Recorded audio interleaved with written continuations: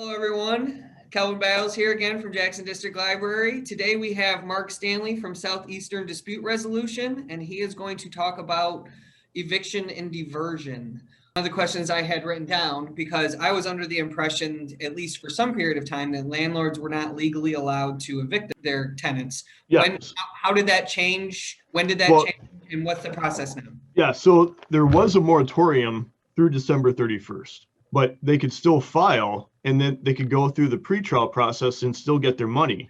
And then, the tenants, once they're paid, they can move voluntarily. But there was also the CDC moratorium. So if the landlord did not want to take the state or the federal money to allow their tenant to get caught up, the tenant still had the right to file a declaration of the CDC moratorium with legal services or on their own and say, I've been looking for work, I've been looking for assistance, I've been looking for a new home, I'm stuck, I can't move. So they created that equitable system to be able to stay, but that ended December 31st. Not exactly sure what the timeline is, but they just extended, the foreclosure moratorium through June. So it's a similar thing with, mortgage issues. So there were options for tenants to stay in their home and still not pay anything. So this entire process, this entire catastrophe that we're all experiencing is impacting the landlords. So it sounds to me like what you're saying is the purpose of these diversion programs is to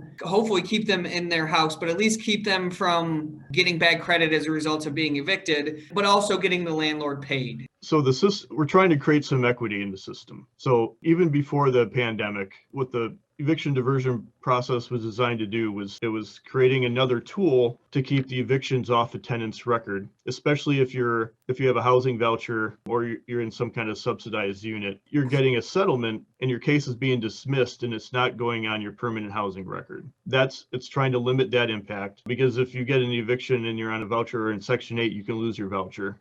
So it's looking at stabilizing the current housing market. It's creating a little bit of accountability, and it's kind of bridging that relationship between the landlord and the tenant.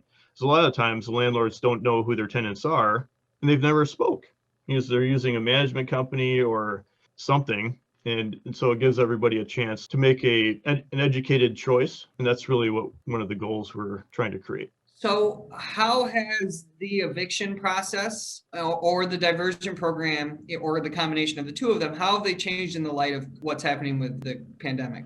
Well, I mean, the biggest change is everything's remote. So we essentially took what we did in person and do it over Zoom. And so when I would invite anybody to come and observe it, essentially what our navigator does is we'll open up our portal at 12:45 and our cases start at 1. So we'll have 14 breakout rooms. We'll have a main room where the navigator is kind of greeting everybody as they come in. We'll have 3 or 4 community action agency housing specialist rooms so we can put tenants in and get consultations. We'll have 3 rooms for legal services. So when the tenant or the landlord are done talking to a community action agency and learning about the process, eligibility application, and where they might stand, then they're put in with legal services for a consult. The landlords and their attorneys would share a room. We'd have 3 or 4 other wait rooms. And then eventually we'd put everybody in with a mediator and just talk about where we are. So the mediator has to read the rights and responsibilities that were given to by the court. So we have specific regulations and rules that we have to read to all the parties. Then we'll do a mediation participation agreement to make sure that everybody understands it's voluntary and that they can cancel at any time and still go to their hearing if they want to have a trial the next week. Typically that doesn't happen. People come in and talk because then they can settle it on their own. And the mediations take anywhere from 15 minutes to a half hour depending on the complexity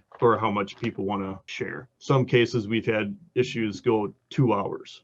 There's a lot of things happening in those cases typically, but it's pretty rare.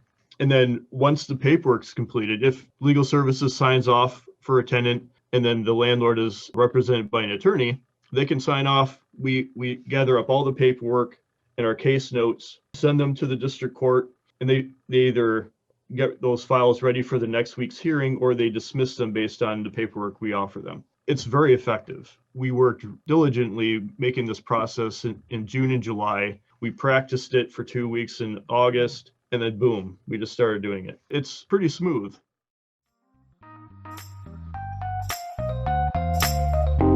Thank you.